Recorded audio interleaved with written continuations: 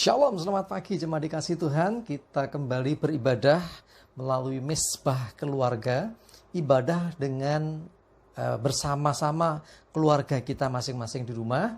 Ya, ini karena menyikapi apa yang terjadi belakangan ini, wabah COVID-19 yang luar biasa masih jadi wabah di daerah kita. Tapi kita percaya dimanapun kita beribadah dengan cara apapun, mau online, mau offline, semuanya kita percaya ada hadirat Tuhan dan kita semuanya juga boleh dikuatkan oleh firman Tuhan. Saya percaya tadi sudah memuji Tuhan, sudah bersama-sama dengan keluarga memuliakan nama Tuhan, dan saatnya kita akan bersama-sama merenungkan firman Tuhan. Dan sebelumnya, mari kita akan berdoa terlebih dahulu. Bapa di surga, terima kasih pagi hari ini Tuhan. Minggu pagi yang cerah, hari yang indah, yang Tuhan ciptakan bagi kami. Kami mengucap syukur untuk kesempatan ini, untuk kami tetap bisa beribadah kepadamu. Walaupun saat ini kami beribadah secara online, beribadah melalui media internet, tetapi biarlah Tuhan tidak mengurangi makna ibadah yang sesungguhnya. Dan kami percaya Engkau hadir juga melawat setiap keluarga kami. Setiap ibadah yang kami adakan di rumah tangga kami, biarlah melalui mesbah keluarga ini, kesatuan, kebersamaan, keharmonisan keluarga dan rumah tangga kami semakin terjalin erat. Dan kami juga percaya Engkau menyertai kami, Engkau memberkati kami dengan firman-Mu. Dan saatnya kami akan merenungkannya. Mari urapi hamba-Mu, urapi kami semuanya. Terima kasih ya Tuhan, di dalam nama Tuhan Yesus kami bersyukur dan berdoa. Amin. Mari kita akan sama-sama buka Alkitab kita. Firman Tuhan pagi hari ini saya ambilkan dari Keluaran 14 ayat 9 sampai 14. Keluaran 14 ayat 9 sampai 14 saya bacakan. Adapun orang Mesir, segala kuda dan kereta Firaun, orang-orang berkuda dan pasukannya mengejar mereka dan mencapai mereka pada waktu mereka berkemah di tepi laut dekat Pi Hahirot di depan Baal Zephon. Ketika Firaun telah dekat, orang Israel menoleh, maka tampaklah orang Mesir bergerak menyusul mereka. Lalu sangat ketakutanlah orang Israel dan mereka berseru-seru kepada Tuhan, dan mereka berkata kepada Musa, apakah tidak ada kuburan di Mesir? Maka engkau membawa kami untuk mati di padang gurun ini? Apakah yang kau perbuat ini terhadap kami dengan membawa kami keluar dari Mesir? Bukankah ini telah kami katakan kepadamu di Mesir? Janganlah mengganggu kami dan biarlah kami bekerja pada orang Mesir. Sebab lebih baik bagi kami untuk bekerja pada orang Mesir daripada mati di padang gurun ini. Tetapi berkatalah Musa kepada bangsa itu, janganlah takut, berdirilah tetap dan lihatlah keselamatan dari Tuhan yang akan diberikannya pada hari ini kepadamu. Sebab orang Mesir yang kamu lihat hari ini tidak akan kamu lihat lagi untuk selama-lamanya. Tuhan akan berperang untuk kamu dan kamu akan diam saja. Jemaat dikasih Tuhan, ceritanya bangsa Israel baru keluar dari Mesir, ya, tetapi Tuhan mengeraskan hati Firaun sehingga Firaun itu yang tadinya sudah mempersilahkan pergi bangsa Israel itu dari Mesir, justru menyiapkan pasukannya untuk mengejar bangsa Israel. Posisinya bangsa Israel di tepi laut. Waduh, ini tempat yang sangat-sangat sulit untuk melarikan diri karena di depannya laut. Kanan kirinya tebing, pokoknya nggak bisa kemana-mana lah. Lalu kemudian betul dilihatnya tentara Mesir, tentara Firaun mengejar mereka. Bangsa itu mulai ketakutan luar biasa. Wow, mengerikan sekali ya, karena kita akan mati. Lalu mereka berseru-seru, mereka bersungut-sungut bahkan. Menyalahkan Musa, kenapa kau ganggu kami? Apakah di Mesir nggak ada kuburan? Kenapa kami harus mati di padang gurun ini? Imannya mati, saudara. Kenapa tidak berpikir positif? Bukankah Tuhan yang sudah menjanjikan melalui Musa hambanya bahwa mereka akan dibawa masuk ke tanah perjanjian? Tetapi pada kenyataannya baru berjalan belum terlalu lama, mereka sudah mengalami yang namanya degradasi iman. Imannya, ya, semangatnya langsung pudar. Pada waktu mereka keluar dari Mesir, mereka keluar tidak dengan tangan kosong loh ya. Mereka membawa harta benda, bahkan dari orang Mesir dia bawa. Mereka bawa banyak sekali bekal. Semangat sekali, mereka bersuka cita. Puji Tuhan ya, mungkin mereka bersorak-sorak. Tetapi baru menghadapi satu masalah ini, mereka sudah drop langsung. Karena mereka memandang dari sudut pandang manusia. Dan di depannya itu masalah, di belakangnya masalah. Mereka di tengah-tengah, artinya terjepit. Dalam kondisi yang terjepit seperti ini, mereka bersungut-sungut, berhalusinasi, berhalu. Oh, kami mending di Mesir, kami bekerja di sana, kami aman, kami enak, kami nggak kurang makan. Mungkin suaranya bisa macam-macam gitu. Ya, tetapi apa yang terjadi? Musa menenangkan dengan mengatakan, jangan takut, berdirilah tetap dan lihatlah keselamatan dari Tuhan akan diberikannya padamu pada hari ini. Luar biasa. Iman seorang Musa. Musa menangkap pesan Tuhan. Musa menangkap maksud Tuhan. Musa mengerti rencana Tuhan bagi bangsa itu. Sehingga walaupun ada masalah, Musa tetap mengandalkan Tuhan.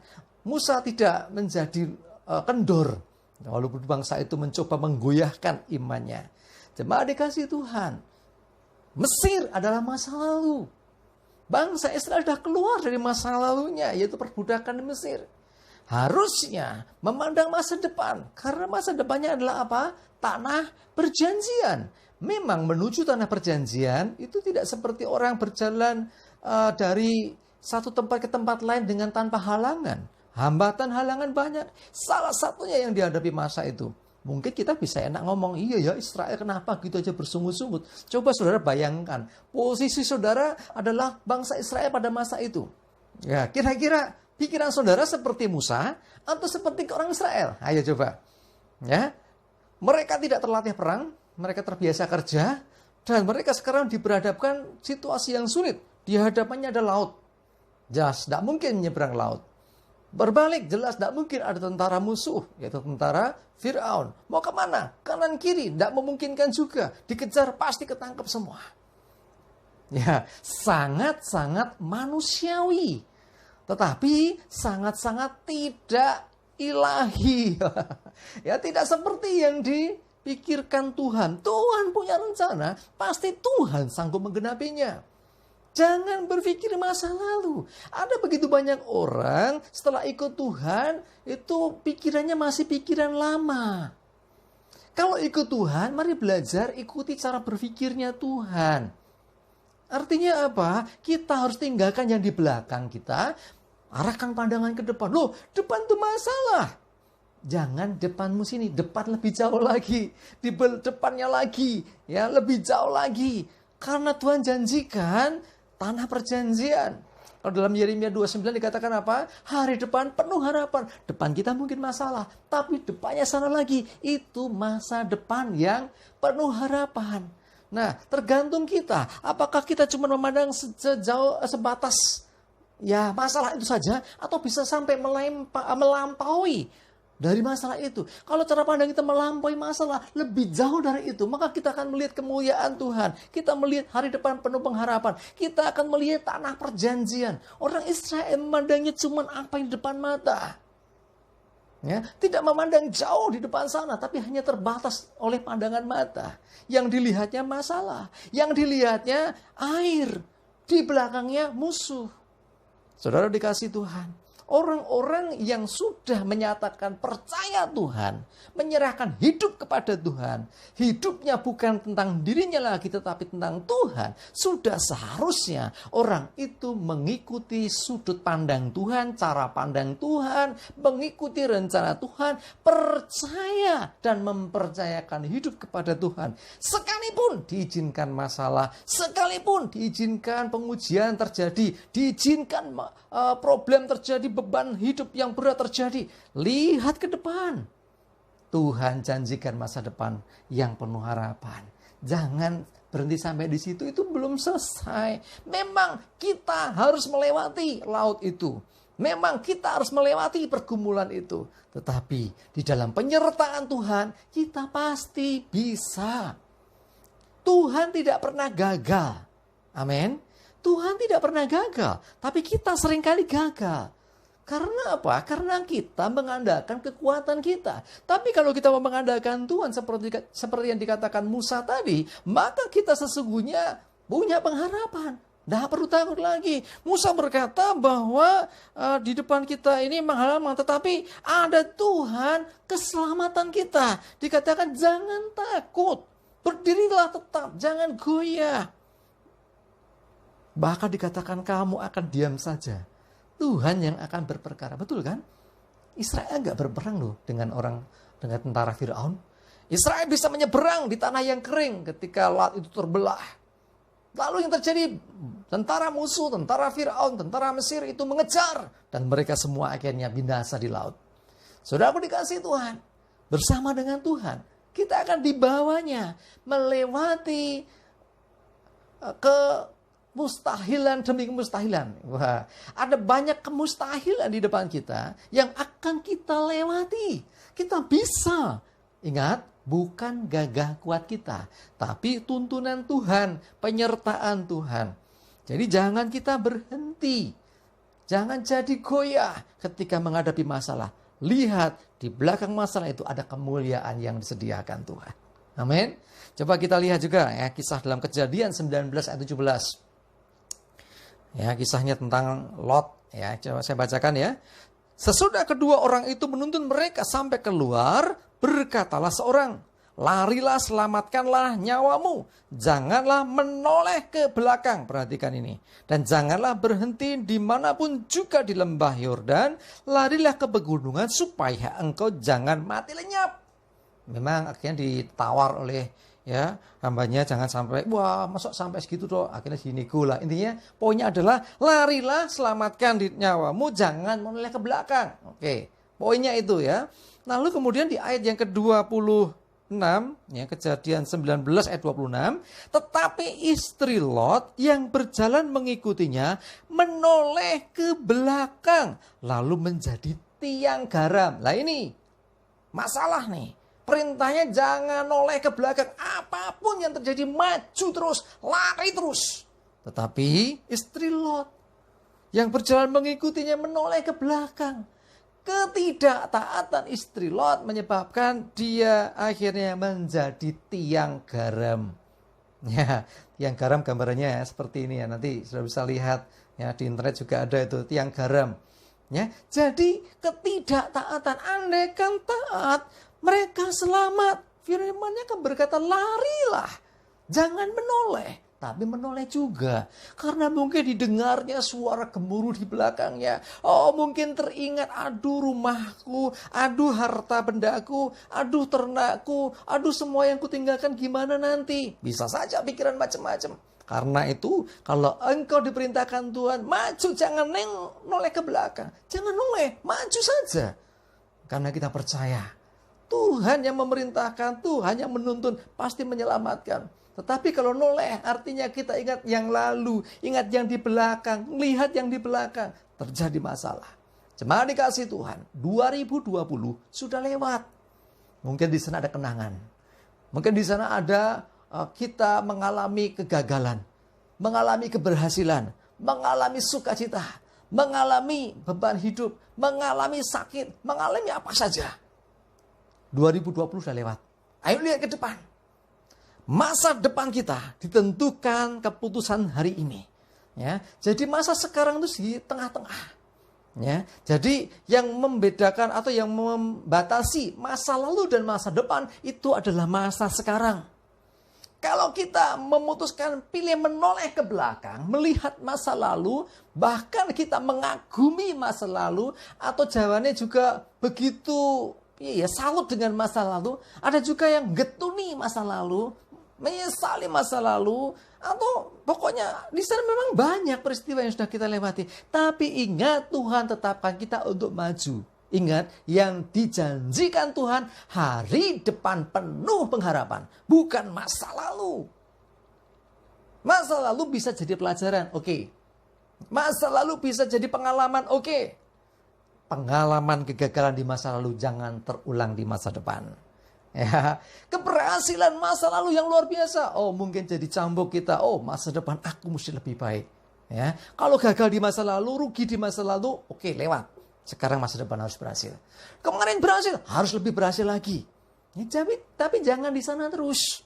Banyak orang ceritanya masa lalu terus. Dulu saya pernah pelayanan. Dulu saya pernah melayani Tuhan sampai ke desa-desa. Dulu. Sekarang sudah pelayanan. Sekarang saya nggak pelayanan lagi. Loh, ini namanya orang bangga dengan masa lalu. Sering saya mendengar orang menceritakan pengalaman masa lalunya luar biasa. Wah, mengalami mujizat Tuhan, ngusir setan. Wah, dia saksikan dengan luar biasa. Saya tanya, sekarang masih pelayanan? Enggak, saya sekarang sibuk pekerjaan saya sendiri, keluarga saya sendiri, nggak ada waktu untuk melayani Tuhan. Padahal sesungguhnya melayani Tuhan tidak melulu di gereja. Melayani Tuhan tidak selalu seperti dulu. Oh, dulu pelayanannya misalnya nih, oh pelayanan bisa pergi kemana-mana. Sekarang saya kok terbatas nggak kemana-mana. Dimanapun kau berada, di situ jadikan ladang pelayananmu. Di tempat kerjamu, mau yang sekolah di sekolahmu. Ya, jadi saksi Tuhan, ceritakan kebaikan Tuhan, saksikan keselamatan yang dari Tuhan. Ya, karena itu tidak ada alasan. Dulu saya masih single, saya bisa kemana-mana, pelayanan luar biasa. Sekarang saya nggak bisa lagi. Tidak boleh begitu. Pelayanan boleh berbeda. Dulu kemana-mana masih single. Sekarang sudah ada keluarga, nggak bisa kemana-mana. Dimanapun kau berada, engkau tetap bisa melayani Tuhan. Di keluarga kita melayani keluarga kita untuk Tuhan. Di masyarakat demikian juga. Di tempat pekerjaan demikian juga. Apalagi di gereja Tuhan. Kalau saudara memang berkesempatan melayani, itu bagian dari kepercayaan yang diberikan oleh Tuhan untuk kita boleh melayani. Jadi melayani sampai akhir. Amin. Jadi tidak ada istilah mantan. Mantan pelayan Tuhan. Hati-hati. Lebih baik mantan penjahat daripada mantan hamba Tuhan. Ada amin? Mantan penjahat. Sekarang apa? Hamba Tuhan. Oh, luar biasa. Mantan hamba Tuhan besar. Sekarang penjahat. Aduh, memalukan kerajaan Tuhan. Karena itu jangan sampai kita jadi mantan orang baik. Oh, kalau mantan orang baik berarti sekarang udah nggak baik. Masa lalunya baik, tapi sekarang kan mantan, sudah nggak lagi. Wah, ini bahaya. Lebih baik mantan orang jahat, mantan orang nggak benar di masa yang lalu, tetapi sekarang kita memutuskan untuk hidup benar, sehingga kita menjadi mantan orang jahat. Artinya kita sekarang menjadi orang baik, orang benar di hadapan Tuhan. Amin. Ya, jemaat dikasih Tuhan, mari coba renungkan ini. Ya, mungkin kita punya pengalaman masa lalu yang indah. Seindah apapun masa lalu itu, kita tidak hidup di sana. Ya, seperti bangsa Israel, sudah keluar dari Mesir, sudah lupakan Mesir. Lihat tanah perjanjian. Tidak usah berandai-andai, di sana aku bisa bekerja, di sana nggak kurang makan, di sana semua terjamin. Ya memang dulu mereka ngalami itu, tapi di sana mereka budak. Mereka lupa di sana mereka diperbudak. Mereka lupa di sana mereka dianiaya. Mereka lupa di sana mereka cuma numpang. Ya, jadi budaknya orang-orang Mesir, jadi budaknya Firaun. Tuhan membebaskan. Tuhan memberikan janji tanah perjanjian. Loh, harusnya lihat janji Tuhan, pegang apa yang Tuhan sampaikan. Hidupi apa yang Tuhan sudah nyatakan. Ya, artinya kita menangkap visi dari Tuhan, menangkap pesan Tuhan untuk hidup kita. Dan kita menghidupinya. Kita masuk di tahun 2021, ayo, apa yang Tuhan janjikan yang saudara tangkap hari ini? Pegang itu. Ya, tahun 2021, tahun pengharapan, tahun pengenapan janji Tuhan, tahun 2021, tahun penyertaan Tuhan. Kalau ada masalah, jangan berhenti, jangan putus asa. Kalau Tuhan sudah nyatakan penyertaannya, Immanuel, Tuhan beserta dengan kita. Maka sekalipun ada masalah, sekalipun lewat lembah kekelaman, sekalipun gelap di depan kita, sekalipun tidak kelihatan jalan yang harus kita tempuh. Tetapi kalau ada penyertaan Tuhan, terangnya pasti akan membuat kita bisa melihat jalan di depan kita. Karena itu, selama dalam penyertaan Tuhan, tidak ada alasan untuk kita menjadi putus asa ketika menghadapi masalah. Kau diizinkan punya masalah. Ada banyak alasan Tuhan izinkan masalah terjadi. Seperti yang dialami bangsa Israel juga. Ya, ada alasan. Alasan pertama, adalah pengujian iman. Apakah ketika menghadapi masalah engkau masih percaya kepada Tuhan? Apakah engkau berani berkata, aku mempercayai engkau Tuhan hanya pada waktu engkau diberkati? Hanya pada waktu engkau sedang baik keadaanmu? Engkau sedang berkelimpahan, engkau sehat, engkau berani berkata, Tuhan engkau baik. Bagaimana kalau diizinkan yang sebaliknya? Apakah kita masih punya iman yang sama? Ya, sekali lagi, diizinkan Tuhan seperti itu. Karena untuk pembuktian iman. Apakah masih percaya? Ya. Yang berikutnya, kenapa diizinkan? Untuk kita naik level rohani. Naik level. Orang yang lulus ujian itu naik kelas. Diizinkan mengalami pergumulan, masalah, beban hidup. Tetapi ketika lewat dari situ, dia akan jadi posisinya lebih tinggi. Ya, jadi Tuhan mau membawa kita lebih tinggi lagi. Seringkali melalui ujian, melalui masalah, melalui pergumulan. Karena itu ketika kau menghadapi itu, jangan putus asa. Tetap semangat, tetap kuat. Amin. Ya. Yang berikutnya alasannya adalah, alasan sesungguhnya Tuhan mau menyatakan mujizat. Saya sering sampaikan, mujizat terjadi bukan pada keadaan semua baik-baik saja. Mujizat terjadi justru ketika ada masalah. Bahkan masalah yang tidak terselesaikan oleh kita. Masalah yang sudah nggak ada jalan keluar. Disitulah kita dekat dengan mujizat Tuhan. Karena mujizat terjadi dan disediakan Tuhan ketika kita sudah tidak bisa dengan kekuatan kita sendiri. Kita butuh pertolongan Tuhan. Kita butuh mujizat Tuhan.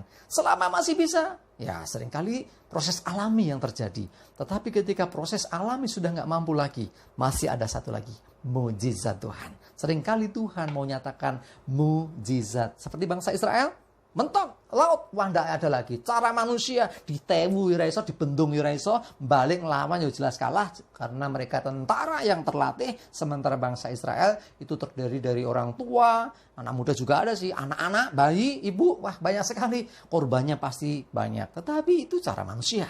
Cara Tuhan apa? Mujizat, dibukalah jalan sehingga mereka menyeberang laut Teberau dan selamat. Alasan berikutnya apa? Ya, supaya kita mensaksikan. Ketika sudah lepas dari masalah, ketika kita sudah diselamatkannya, kita harus bersaksi. Saya selalu mengingatkan jemaat, dua hal ketika engkau mengalami pertolongan dan berkat Tuhan. Yang pertama, mengucap syukur. Pasti harus itu. Ya, mengucap syukur kepada Tuhan atas pertolongan dan berkatnya. Yang kedua, bersaksi. Ceritakan kebaikan Tuhan. Saksikan kebaikan Tuhan kepada dunia. Sehingga mereka juga akhirnya boleh melihat kuasa Tuhan. Dan mereka bertobat kepada Tuhan. Bangsa Israel mengalami itu. Ya, mereka keluar dan mereka berkemenangan. Itu belum selesai, nanti ada lanjutannya ya. Baca lagi kisahnya. Tapi satu peristiwa itu pelajaran berharga untuk Musa dan bangsa Israel. Bahwa Tuhan menyertai, Tuhan pasti menuntun. Di akhir tahun kita dapat pesan bahwa Dia Immanuel. Tuhan beserta kita. Sepanjang tahun ini, Dia tetap Immanuel. Ya, Dia pasti menyertai kita. Bahkan sampai selama-lamanya, Dia Immanuel. Karena itu jangan takut. Percaya saja. Sekalipun pikiran kita, kekuatan kita terbatas. Justru saatnya kita mengandalkan Dia yang tak terbatas itu. Kuasanya sanggup menolong kita. Yang penting belajar untuk tetap percaya, untuk mentaati Tuhan, untuk setia kepada Tuhan. Ya, jangan seperti istri Lot. Ya, dia tidak setia. Ya, dia pertama-tama percaya, Yosua percaya, mereka berlari, taat juga, tapi tidak setia. Belum sampai tujuannya tercapai, dia menoleh ke belakang. Ketidaktaatan dan ketidaksetiaan ini berakibat kematian untuk istri Lot. Mari kita semuanya sebagai orang-orang percaya di tengah pandemi COVID-19, bukan kita mau sok-sokan dengan COVID. Begitu banyak korban yang sudah ada. Dan kita harus doakan mereka juga. Ya, kita doakan orang-orang yang kita kasih dijagai Tuhan. Yang kena kita doakan supaya segera sembuh. Ya, supaya mereka kembali normal, hidup lagi seperti biasanya. Demikian juga yang masih sehat terus dijaga supaya tidak terpapar oleh corona. Kita percaya penyertaan Tuhan. Kalau diizinkan masalah terjadi, Dia pasti akan memberikan solusi. Memberikan kekuatan buat kita semua. Maju terus dalam iman dan pengharapan. Jemaat dikasih Tuhan. Mari. Ada yang menyaksikan tayangan ini, dimanapun Anda berada, percayalah, dia Immanuel. Dia yang menyertai saudara, yang menolong saudara, apapun situasi kondisinya. Jangan bersungut-sungut, jangan ingin menoleh ke belakang, kembali lagi. Tapi lihatlah ke depan. Tuhan janjikan hari depan penuh pengharapan. Amin. Kita berdoa. Bapa di surga, terima kasih untuk renungan firman-Mu. Roh Kudus, tolong kami bisa menangkap pesan Tuhan. Satu yang pasti, Engkau Immanuel. Engkau tidak pernah meninggalkan kami. Kalau Engkau izinkan masalah terjadi, sesungguhnya semua dalam kendali Tuhan. Ketika kami tidak mampu, kami tahu Tuhan, ada kuasa dan mujizat yang Kau nyatakan dalam hidup kami. Semua terjadi supaya kemuliaan Tuhan dinyatakan dan kami menjadi saksinya. Mensaksikan, menceritakan akan perbuatan Tuhan yang ajaib. Ketika kami mengalami ini, masalah demi masalah, pergumulan demi pergumulan, biarlah tidak melunturkan, tidak melemahkan iman kami. Sebaliknya, meneguhkan iman dan pengharapan kami.